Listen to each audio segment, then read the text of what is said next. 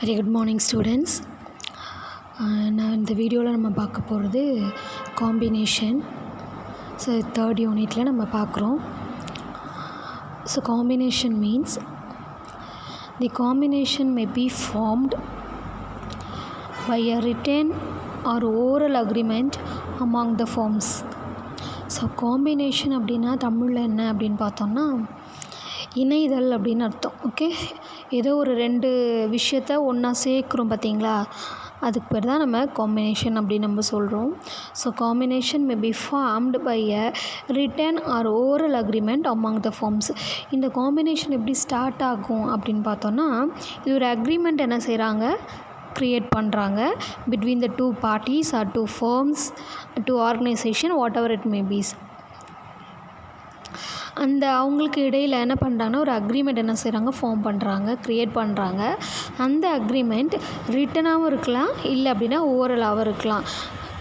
இல்லை ரெண்டு பேரும் எழுதி நம்ம ரெண்டு பேரும் கம்பைன் ஆகிறோம் அப்படின்னு சொல்லி ஒரு அக்ரிமெண்ட்டை அவங்க எழுதினதாக இருக்கலாம். இல்லை அப்படின்னாக்கா வெறும் ஓரலாக நம்ம ரெண்டு பேரும் சேர்ந்து என்ன பண்ணுறோம் அப்படின்னாக்கா ஒரு யூனிட்டாக நம்ம கன்சிடர் பண்ணி வேலையை நம்ம ப்ரொடக்ஷனை ஸ்டார்ட் பண்ணலாம் அப்படின்னு ரெண்டு கம்பெனிஸ் என்ன செய்கிறாங்க, அவங்க ஓரலாக வாய் வழியாக அவங்க ஒரு அக்ரிமெண்ட் போட்டாலும் சரி. ஸோ காம்பினேஷன் அப்படிங்கிறது ரிட்டன்லேயும் க்ரியேட் பண்ண முடியும், ஓரல்லையும் என்ன செய்ய முடியும், க்ரியேட் பண்ண முடியாது. ஃபர்ஸ்ட் பாயிண்ட் நீங்கள் தெரிஞ்சுக்க வேண்டியது. Then sometimes firms decide to merge themselves into one unit.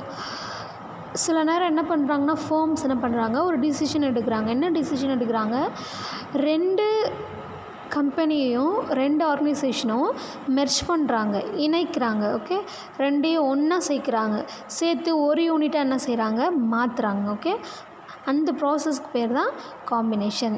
The main object of the business combination is to achieve common economic welfare for its member.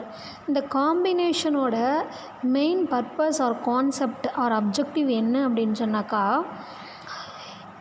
இந்த கன்சர்னில் இருக்கிற அந்த மெம்பர்ஸோட எக்கனாமிக் வெல்ஃபேருக்காக, அவங்களோட பொருளாதார நலனுக்காக, அந்த கம்பெனியோட பொருளாதார நலனுக்காக, ஆர் அந்த எம்ப்ளாயீஸோட வெல்ஃபேருக்காக என்ன பண்ணுறாங்க அப்படின்னு சொன்னாக்கா இந்த காம்பினேஷன் என்ன செய்யுது, நடக்குது.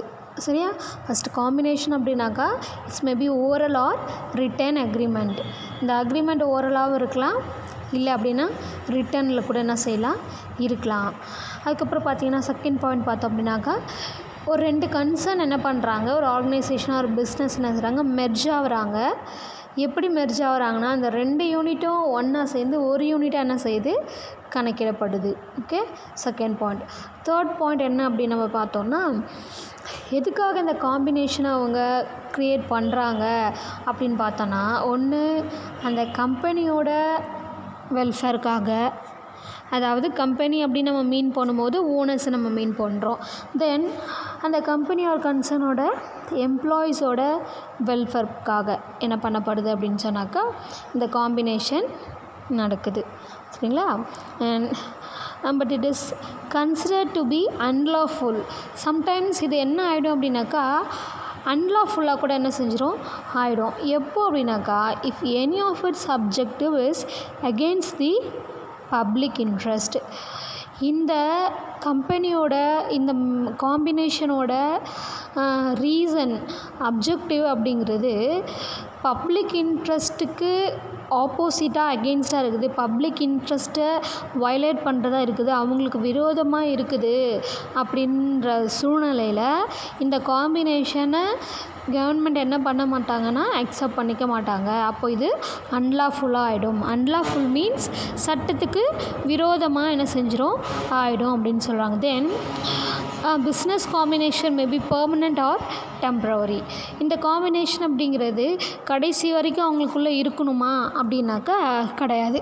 Okay, it's maybe permanent or temporary. இது பெர்மனண்ட்டாகவும் இருக்கலாம், இல்லை டெம்ப்ரவரியாகவும் இருக்கலாம். அது அவங்க போடுற அக்ரிமெண்ட்டை பொறுத்து. ஸோ எதுவுமே கட்டாயம் கிடையாது, பெர்மனண்ட்டாக தான் இருக்கணும் அப்படின்னு அவசியம் இல்லை, டெம்பரவரியாக தான் இருக்கணும் அப்படின்னும் அவசியம் இல்லை. எப்படி வேணால் என்ன செய்யலாம், இருக்கலாம். இதுக்கு பேர் தான் காம்பினேஷன் அப்படின்னு நம்ம சொல்கிறோம்.